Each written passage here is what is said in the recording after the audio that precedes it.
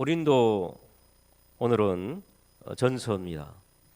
고린도 도시를 지도로 한번 볼까요? 고린도가 어디에 붙어 있는지. 자료가 인터넷이 안 되는 모양입니다. 여러분 뭐 다 한 번씩은 가보셨죠? 저 이탈리아, 그리스. 지도로 한 번씩 다 가보셨죠? 한번 따라할 거예요. 그리스.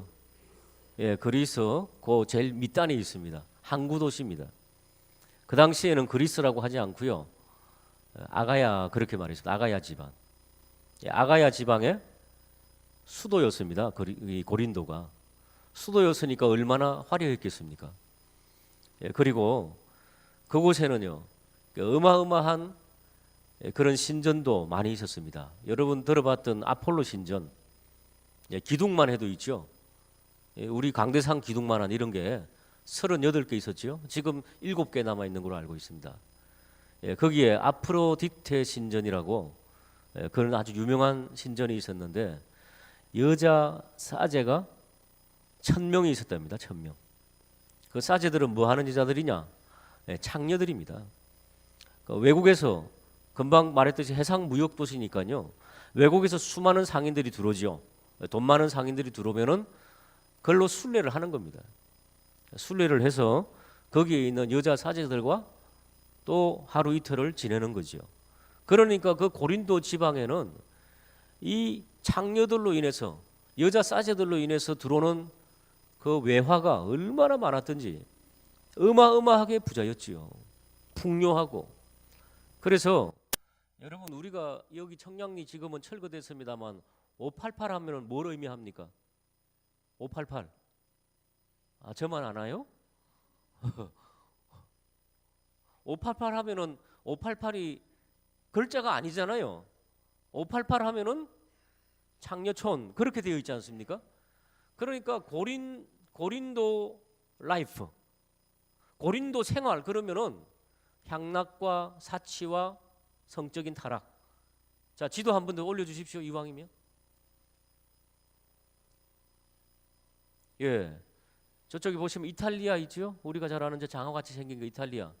그 바로 오른쪽에 그리스. 그 제일 끝단 부분에 고린도라고 보입니까? 영안을 또 보시기 바랍니다. 어쨌든 저기 있습니다.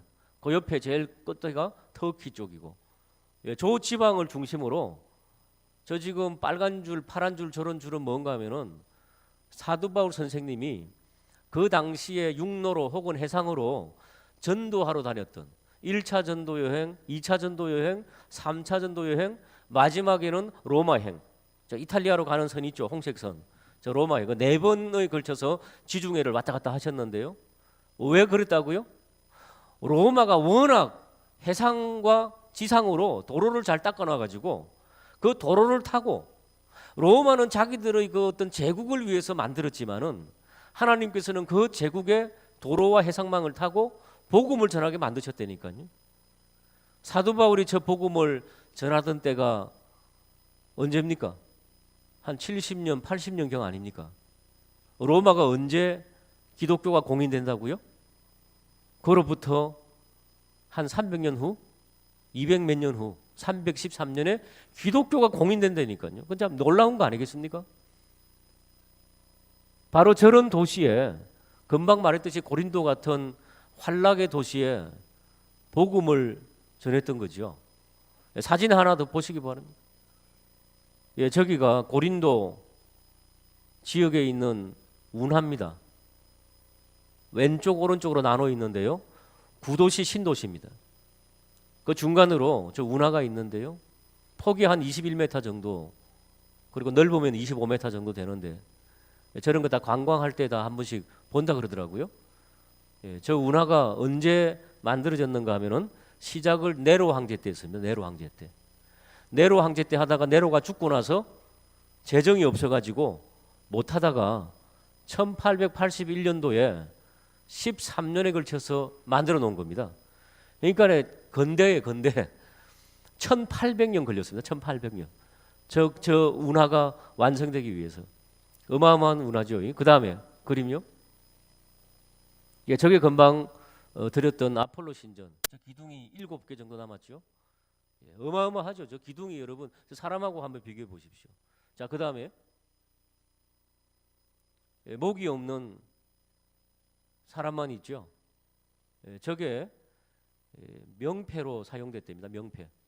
부자들이 자기 집 앞에 자기의 얼굴과 같은 상을 머리만 얹는다. 머리만. 그리고 또 이사가면은 그 머리만 떼가지고 갑니다. 예. 우리 교패나 명패처럼 그런 겁니다. 저거. 예, 저런 것들도 있고요. 어쨌든 굉장히 화려하게 살았고요. 그 당시에 이미 목욕탕 시설, 하수구 시설, 어마어마한 공연장, 하여튼 퇴폐하는 모든 것들은 다 구비했던. 그러니까 여러분, 옛날에는 순진했는데 그 거짓말입니다. 옛날에 순진했다고 여러분요? 우리 어르신들 가끔 그러죠. 요즘 애들은 너무 까져서 옛날에는 순진했는데 옛날에는 안 까지고 뒤에서 했죠. 뒤에서. 똑같습니다. 왜? 타락한 인간은 본성이 똑같기 때문입니다. 조선시대 양반들 뭐 했습니까? 무슨 사대부 무슨 그를 이야기하면서 다 뒤에서 말이죠. 첩첩을 거느리고 얼마나 타락했습니까? 희망이 없습니다, 여러분. 예수가 없으면은 유교 아니라 어떤 종교를 갖다 대도 희망이 없습니다, 여러분. 다 타락했습니다. 그런 타락한 도시에 사도 바울 선생님이 2차 전도 여행을 통해서 복음을 전합니다. 복음 안 받을 것 같지요? 복음은 더 강력한 역사임을 믿으시기 바랍니다. 보니까 여기 보십시오. 본문 2절 한번 보실까요? 2절에 보니까 고린도에 있는 하나님의 교회가 생겼습니다. 곧 예수 그리스도 안에서 거룩하여지고 성도라 부르심을 받은 자들과 각 처에서 우리 주 곧 그들과 우리의 주 대신 예수 그리스도의 이름을 부르는 모든 자들에게, 숫자가 좀 되네요, 그죠? 고린도에 하나님 믿는 예수 그리스도를 고백하는 그리스도인들이, 물론 여기에는 유대인들도 포함되어 있겠죠. 디아스포라. 어쨌든 어느 곳에 가든지 복음을 전하면은 복음은 복음으로 역사함을 믿으시기를 주님의 이름으로 축복합니다. 어제도 참 또 저로서는 또 아쉬운 또 대목이 있었습니다. 저희가 그 사택에 살고 있지 않습니까? 요 청재 아파트 사택에. 몇 개월 전까지 경비하던 장로님께서 은퇴하시고 경비하셨는데 돌아가셨죠, 갑자기. 그리고 이제 그 아파트에서 조금 이렇게 놀고 계시던 한 40대 후반 정도 되는 그 분이 이제 경비를 2달 정도 맞았는데 저랑 친했죠. 그래서 복음은 전했는데 더 깊이 있게 한번 나누겠습니다. 같이 하니까 언젠가 때가 오겠죠. 그러더라고요, 그분이. 그래가지고 늘 친하게 이렇게 지나면서 복음을 좀 깊이 있게 함께 나눠야 되겠다. 왜냐하면은 너무 술에 쩌들어 있더라고요, 젊은 사람이. 그리고 너무 새벽잠도 없고 막 그냥 새벽기도 나올 때 배회하고 그래요, 보니까. 그런데 어제 새벽기도 나오는데 119 같은 데서 왔더라고요. 그래서 오복순 권사님 줄 알고 제가 깜짝 놀랐는데 오복순 권사님 밑에 층에 사시는 바로 그분이에요. 그분이 또 돌아가신 거예요. 2달 만에 간경화와 장출혈로. 여러분, 와, 정말 복음은 전해야 된다고 생각할 때 더 강력하게 전해야 되겠구나. 그런 게 자꾸 지난번에 또 한 번 더 굉장히 후회스러운 일이 있었는데 이번에 설마 했죠. 또 그 젊은 사람이 그렇게 갈 줄. 사도 바울 선생님이 그러기 때문에 내가 죽든지 살든지 하나님의 복음을 전한다, 그렇게 말했는데 그런 역사가 좀 우리들에게 올해 일어나기를 주님의 이름으로 축복합니다. 그러니까 사도 바울 선생님이 고린도 교회를 생각하면은 어떻게 했습니까? 한번 따라할까요? 신통망통. 그렇지 않겠습니까? 그 타락한 환락의 도시에 복음을 전했더니 예수님을 믿더라는 겁니다. 이방인들도. 얼마나 놀랍습니까? 그래서 그는 이렇게 고백합니다. 4절, 그리스도 예수 안에서 너희에게 주신 하나님의 은혜로 말미암아.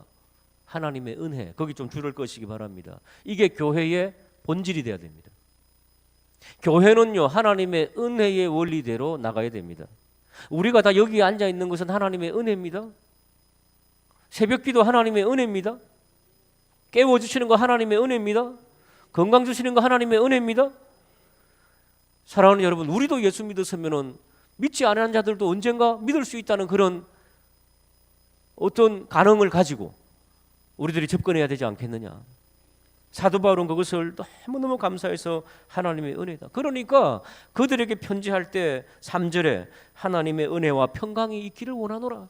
이게 있죠. 인사구문이 아닙니다. 실제로 하나님 앞에 그렇게, 왜? 그들이 그런 은혜를 받고 고린도 교회가 생겨났기 때문에. 그러니까 사도 바울이 항상 하나님께 감사한다. 4절 마지막에 보면은 항상 하나님께 감사한다. 여러분, 전도하신 분들이 성장하는 거 보면은 얼마나 감사합니까? 저는 신광일이 있죠. 네, 우리 교회 광일이 보면은 저 청년이, 저 친구가 제대로 신앙생활 하겠나? 그런데 말이죠. 군대에서도 얼마나 신앙생활 잘하고 급기야는 엄마하고 누나하고 전도해가지고 지금 그 어머니도 얼마나 열심히 섬깁니까? 와, 정말 이 놀라운 일 아닙니까, 여러분? 예? 10년 전에는 없었던 일이죠. 그런데 점점 그렇게 생겨가지고 집사님이 되고 하나님을 섬기는 이런 복음의 역사가 지금 이 현실에도 일어나고 있음을 믿으시기를 주님의 이름으로 축복합니다. 그들 그 하나님의 은혜를 받고요, 어떤 결과가 나왔는가 하면 6절 한번 읽어볼까요? 6절입니다. 시작. 그리스도의 증거가 너희 가운데 견고하게 되었다는 겁니다. 왜 그랬을까요? 저절로요? 아닙니다. 5절에 그 이유가 나오죠. 5절 읽어보겠습니다. 시작.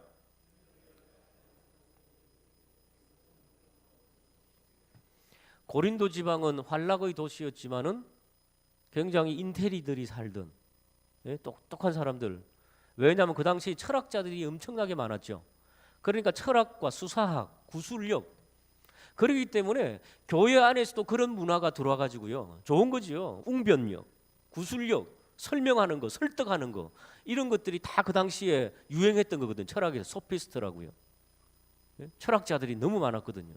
그런데 예수 철학이라고 하는 새로운 것을 접하니까 너무너무 신기해가지고 그들이 그것을 언변으로 바꿔버린 거죠. 그러니까 얼마나 놀랍습니까? 여러분, 예수 그리스도의 복음을 자기가 설명하기 쉽게 바꿀 수 있는 그런 능력이 있습니까? 그거 얼마나 좋습니까? 생물학자는 생물학자대로, 과학자는 과학자대로, 수학자는 수학자대로, 삼위일체를 무한대 이론으로 증명하는 수학자도 있어요. 나름대로 해보는 거지요. 그러면서 하나님의 지혜를 구하면서 설명하면서 하나님의 학문을 탐구하는 것, 그걸 신학이지요. 이런 것들이 막 발전하는 거죠. 고린도 교회 안에서 막 지식들이 쏟아져 나오고 있지요. 얼마나 놀랍습니까? 우리 교회에 여러분 가지고 있는 재능과 지식을 통해서 예수 그리스도가 다양하게 증거되기를 주님의 이름으로 축복합니다. 그런 일들이 많아지면 얼마나 좋습니까? 다양한 계층을 품을 수가 있습니다. 그래서 견고하게 되었다. 7절 한번 읽어볼까요? 7절입니다. 시작. 아이고, 은사도, 여러분 은사 아시죠?